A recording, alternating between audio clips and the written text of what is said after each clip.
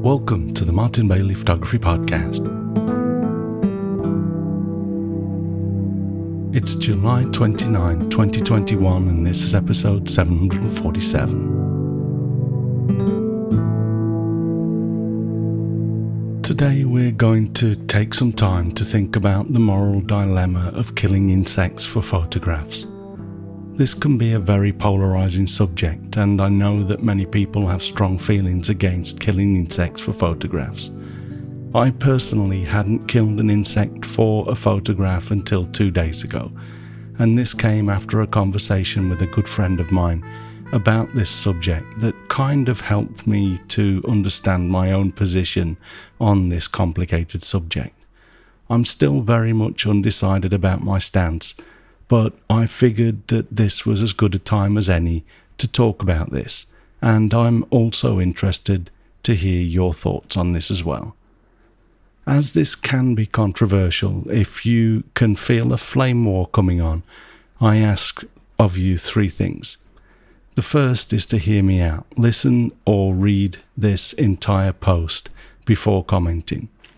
The second is, if at the end of the post you feel like attacking me, walk away from your computer for a few hours and then come back and write your comment after you've cooled down a little bit. And even then, don't attack me. I'm sharing my views in good faith, and you are in my house. So if you attack me in a disrespectful way, I reserve the right to delete your post.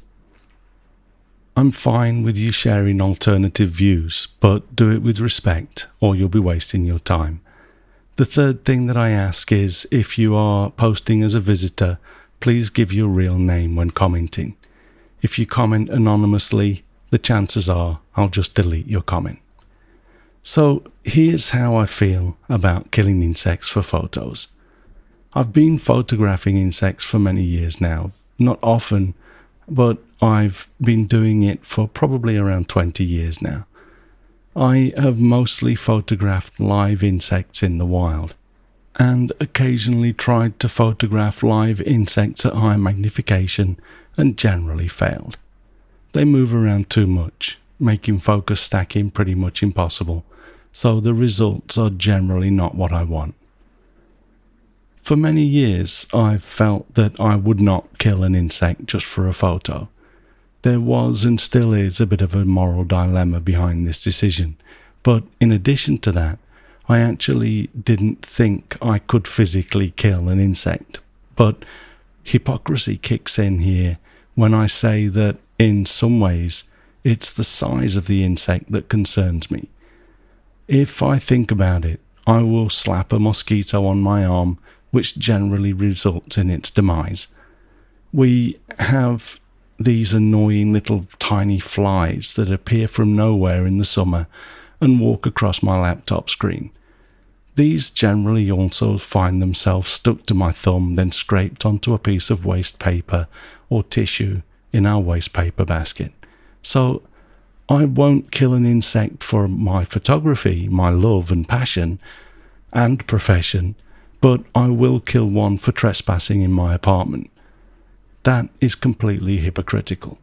Another huge chunk of hypocrisy that surfaced as I wrote my thoughts down for a friend is that in the regular state of the world, as in we're not being attacked by aliens or zombies and I'm not in survival mode, I generally rely on other people to kill my meat.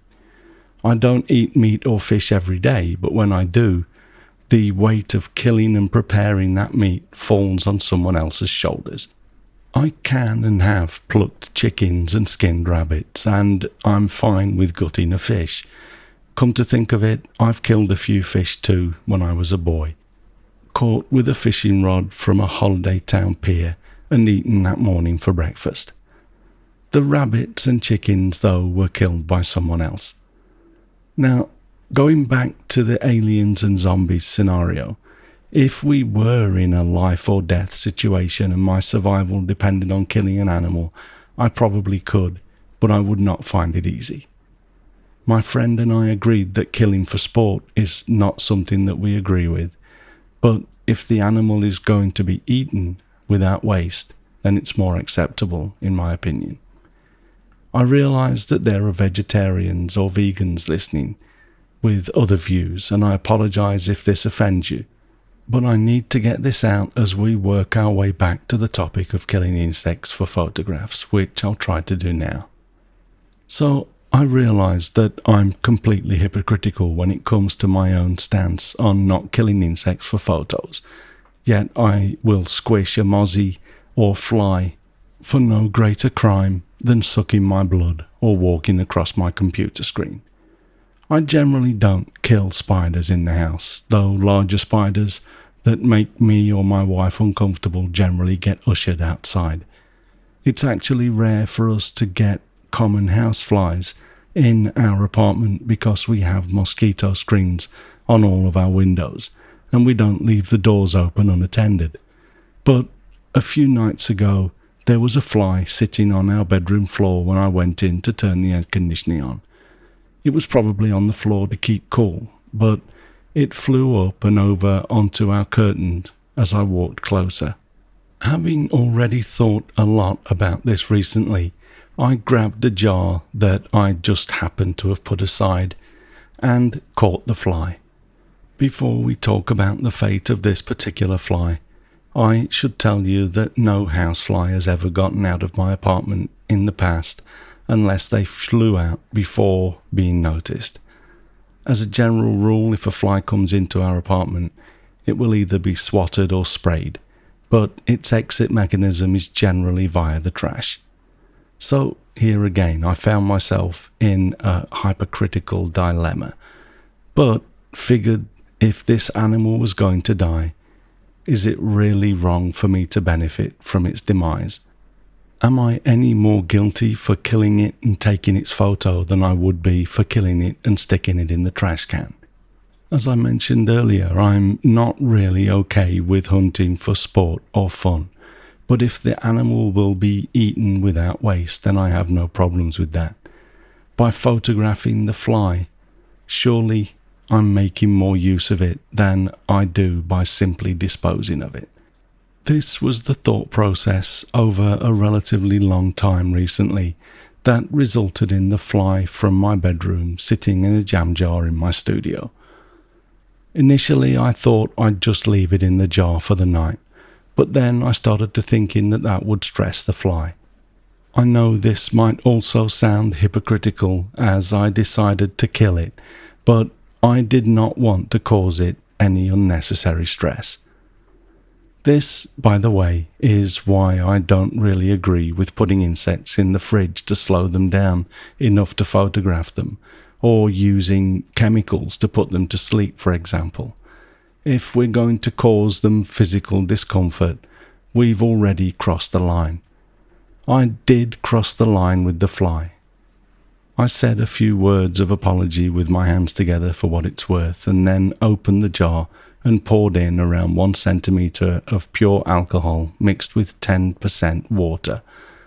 The fly died instantly, arguably with less trauma than having its backside smashed through its brain with a deftly swatting action.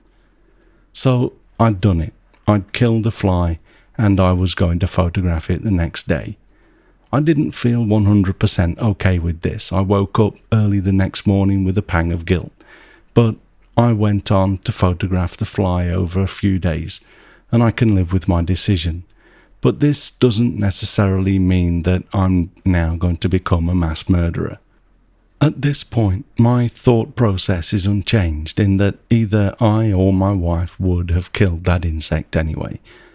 I still, at this point, do not think I could kill anything much larger. I know that size should not be important, but for me it is. My friend, who I will not name just now because I didn't get permission to do so before he left for a short holiday with friends, talked about bacteria dying as part of his job. I'm sure that most people, although I'm not going to assume all people, are happy to let that one slip. I mean, you can buy yogurt that comes with bacteria in it, and even when we wash our hands, we're killing bacteria. We're actually also killing insects as we wash away little fleas that people have on our skin. But we won't go there right now. So for me at this point, it seems that size plays a part in my ability to kill an organism. I'm not too worried about killing tiny insects, but I feel a lot of resistance towards killing anything much larger. The point with the previous paragraph is that if we're going to say that all life should be respected, then really how far can you take that? Just washing your face or leaning on the arm of a chair carries a good chance that you're killing something. It's just so small that you don't know you're killing it, but does that make it okay? I'd say that it has to, because it's unavoidable. One other thing that I'd like to mention is that I recently photographed a scarab beetle that I found dead at the bottom of my apartment stairs. I'm fine with that too. I'm relatively okay working with insects. I am just not comfortable killing anything much larger than a fly. So making use of an insect that has already lived its life is in many ways an ideal solution for me. I don't pick up anything that's decaying, but if something is upside down in the middle of the pavement, the chances are it's just died, so I'll pick it up and photograph it. Generally, after giving it an alcohol bath to kill anything that might be stuck to the insect or embedded inside it. I'm not sure I could handle a parasite bursting out of the insect while I look at it through a microscope at 50 to 100 times life size. I mentioned to my friend recently that I could probably just about bring myself to kill an ant for a photograph too, but this is what got us talking about the size thing. The reason that I have not yet done that is because I would have to go looking for one. Although I've killed ants that got into our kitchen back in England, we don't get ants in our Tokyo apartment, so I would have to enter their realm in order to get me an ant, and although I think I will probably do that at some point, I'm still struggling with that to a degree. I feel as though the hypocrite is still there. Why does size matter when it comes to my ability to take the life of an insect?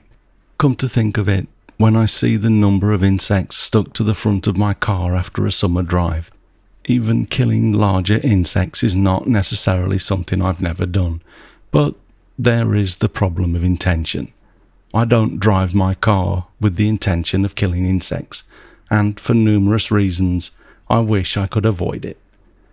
Maybe I'm just a big wuss, and I'm too scared to kill anything with any more presence than a housefly, and I'm just wrapping that up in a moral dilemma. I'd actually say that this is around 20% true, with the other 80% of me really just probably thinking I feel too guilty.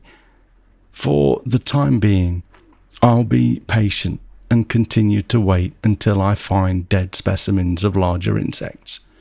There was actually a cicada dead on my balcony a few days ago too, but it had been mingling with pigeon crap, which is nasty stuff, so I decided to give it a miss. Okay, so that's where I stand on this. It's not necessarily a bold stand. I'm not pretending to be either a saint or necessarily consider myself a sinner. I should also mention that I don't necessarily condemn anyone that takes a different stance. If you have no problems killing insects for photographs, I'm actually probably a little bit envious, if anything.